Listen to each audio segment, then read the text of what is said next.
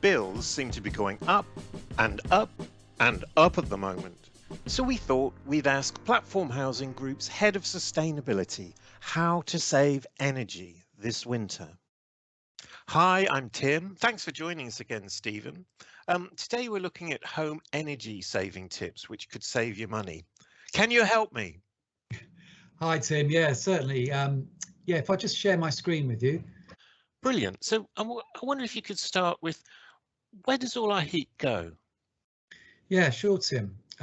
So if we have a look at this diagram here, this gives an indication of the kind of amount of heat that escapes out of our homes, typically. And as you can see there, that the vast majority is escaping through the external walls. And so, of course, this would be particularly so if you live in a detached home, much less so if you live in a mid-terrace or in a flat, in a block of flats. Again, quite a considerable amount, 25%, goes out of the roof. So again, if you're living in a detached house, that's going to be quite significant.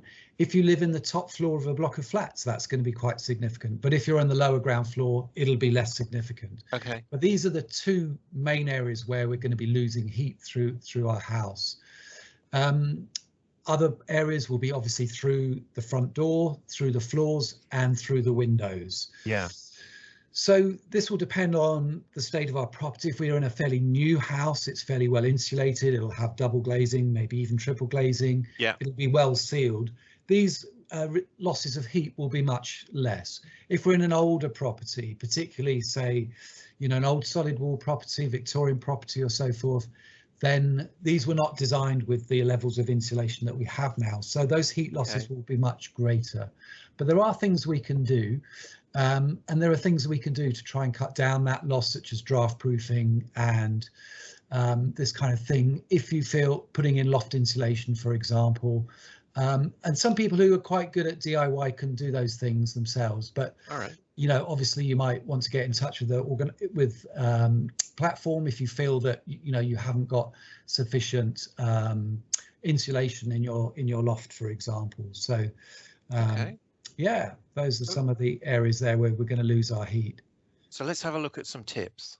Yeah, for sure. So other things that we can think about are heating controls. So most people will have a room thermostat, and usually there'll be one. It may be in the living room or the hallway. We always recommend to try and set that thermostat between 18 to 21 degrees. Now, obviously, everyone has different comfort levels and so forth, but this is what is deemed as generally comfortable. And it does make a big difference. For every degree that you increase your thermostat by, you're adding potentially around 10% of your heating bill. Just by 1 degree, wow. Just 1 degree. Wow. So, you know, if you do like to have it up at 24, 25, it might be worth just trying to bring it down. And if you do it gradually, people often get used to, you know, the climate that they've adjusted it to. So that is a really good way of saving, you know, a fairly significant amount on your heating bill just by checking that thermostat.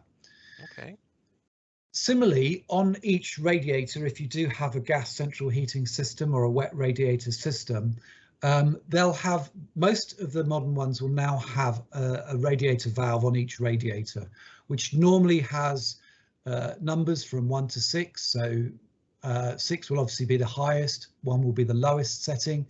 And it just means that if you're not using a room, you can turn it down and save yourself from heating that room unnecessarily. Or if it's set low and you're feeling that it's not quite warm enough, you can turn it up a bit. So this enables us just to heat the areas of the home that we need. And it can, again, help us to cut down on the amount of hot water that we're heating up for the whole system. Brilliant. Okay, so there's one other thing we can do, and that's with something called radiator reflectors. So you remember that graphic we saw just now, looking at where the heat goes out of the buildings. And we saw that most of the heat is actually going through any external walls.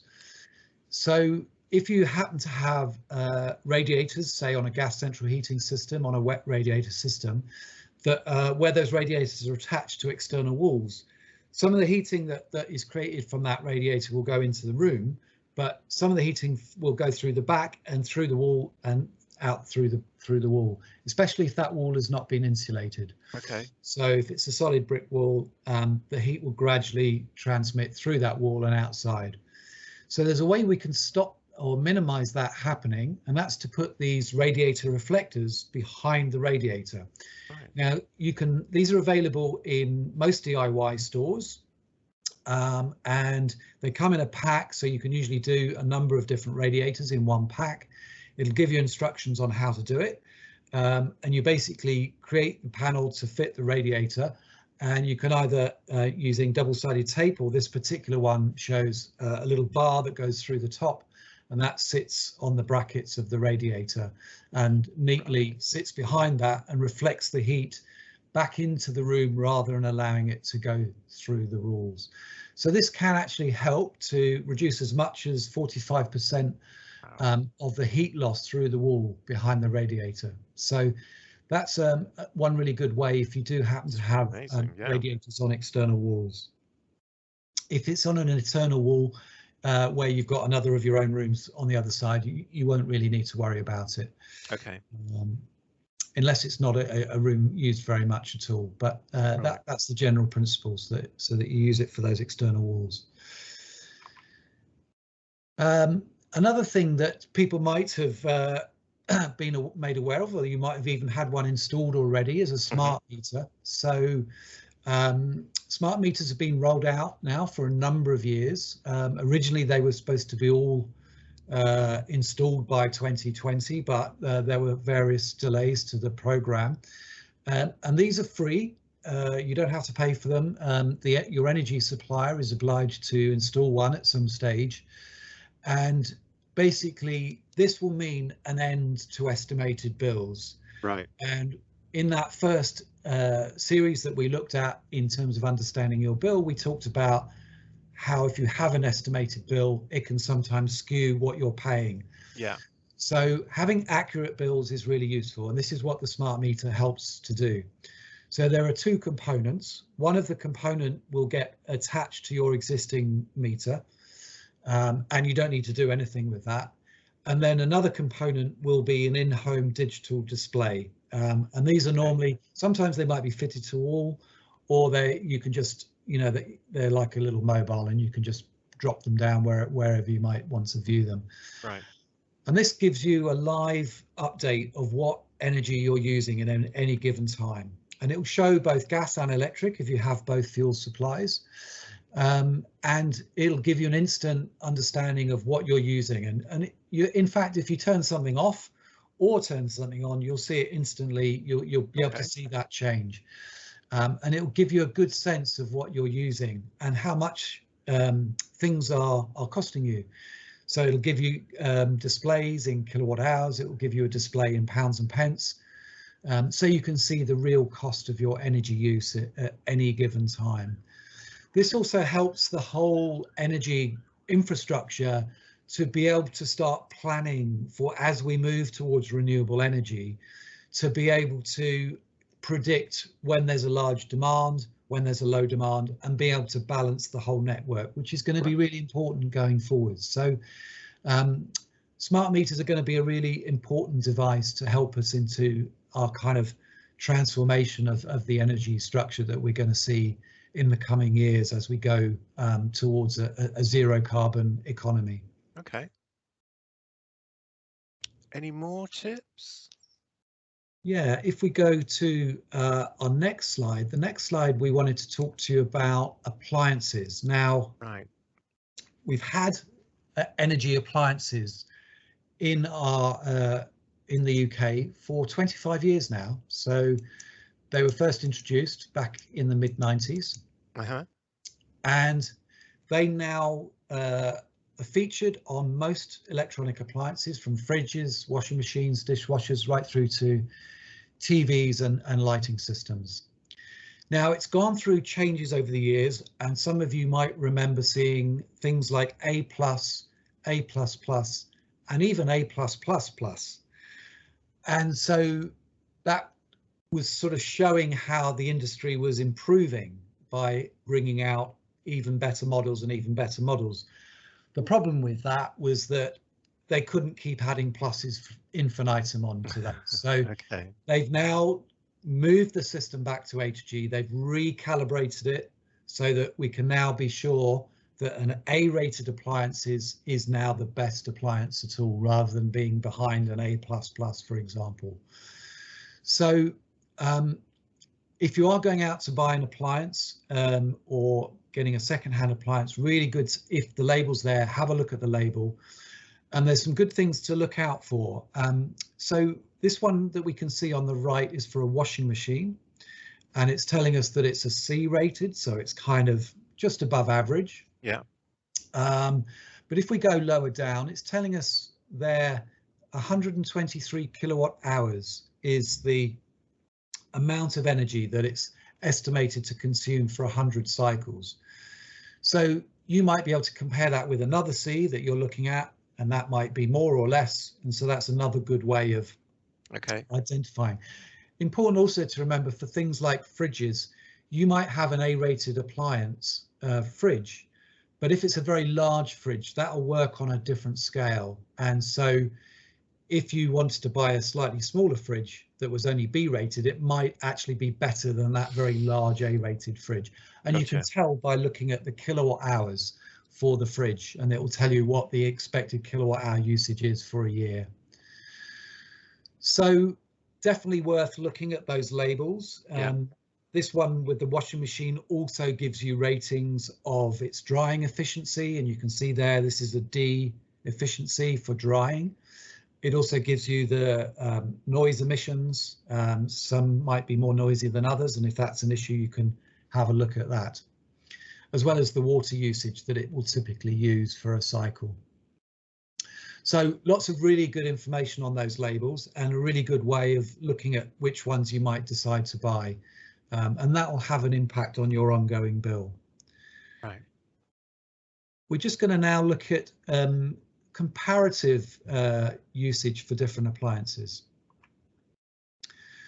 So typically wet appliances such as washing machines and dishwashers, they're actually warming the water as well as having to be switched on and run all of the particular spinning cycles and so forth.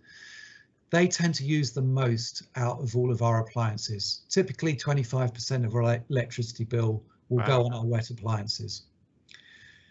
Next is consumer electronics, particularly if we have a lot of these. And obviously, you know, kind of households these days, we're going to have a TV, a laptop, game consoles, all sorts of different electronic equipment that all adds up. And particularly if we leave them on standby overnight and so forth, and we don't take them out of the plug, these will gradually build up and can potentially contribute around 19% of your electricity bill. After that, cooking, particularly if we've got a lot of different appliances, some of us might have different types of ovens, or we might have a kettle and a microwave. Now, a kettle uses a particular large amount of electricity when it's switched on. So if you do have your smart meter and you switch your kettle on, you'll actually see the rate of your energy use go right up. Right. So just bear that in mind, when you're thinking about making a cup of tea, maybe just fill it up as much as you need rather than fill it right to the top. Cold appliances, you've got to leave those switched on all the time. So although they're not using a lot in each moment, they are switched on 24/7. So they do actually contribute quite a bit to your electricity bill.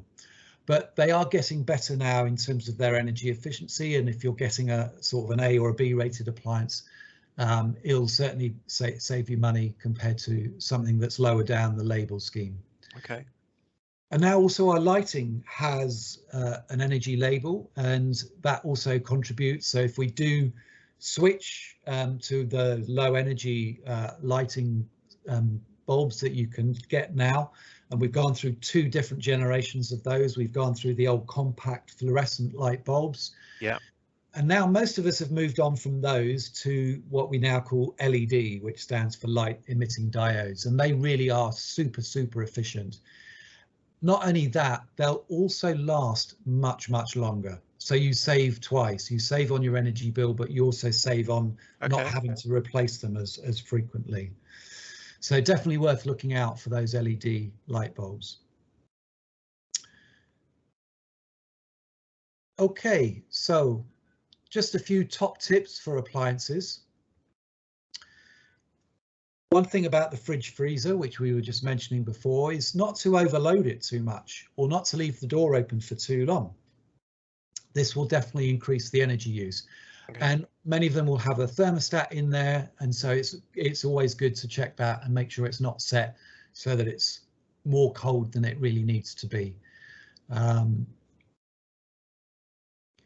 If you're using your washing machine, if you can switch from, say, 40 degrees down to 30 degrees, you're potentially saving up to around 50% of the electricity costs at that you use at higher temperatures. So definitely look out for that.